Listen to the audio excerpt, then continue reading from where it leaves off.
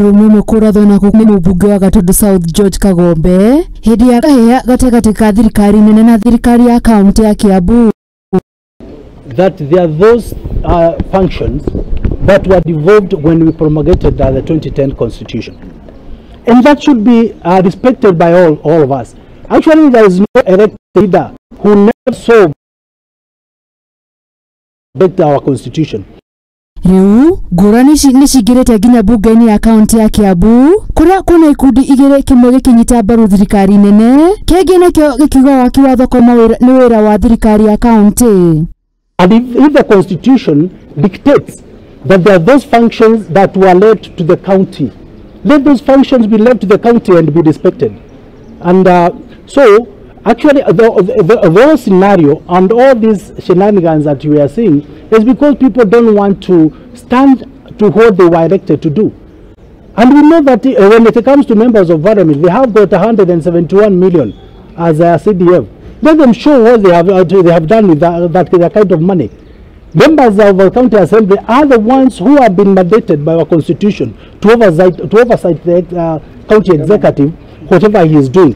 But if they feel that that is not for the members of the county assembly, or they want to come and of course oversight the governor or the county executive, let them honorably resign from their positions and come to take these positions that are being held by these members standing here today.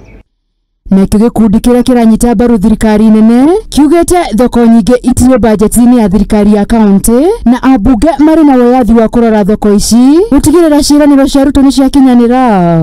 We have been having an issue with our budget. Every time we have always asked that our budgets at the county government come as itemized, that we're able to know in case there's an allocation of a market, we know which market, what percentage or what amount of money.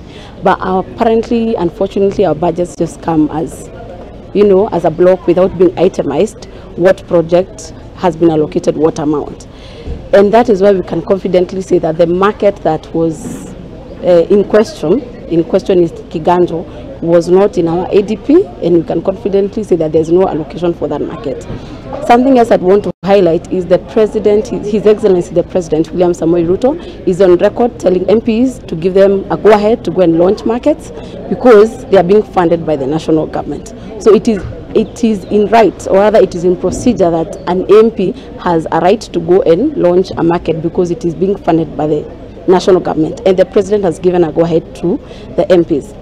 Also, these markets, they are being bid by the national government, but they will be run by the county government because of revenue and whatnot.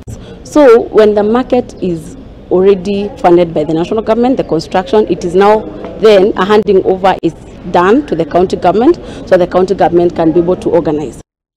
Ngiribotera Muthingi TV, Jitago Wangui wa Muriuki.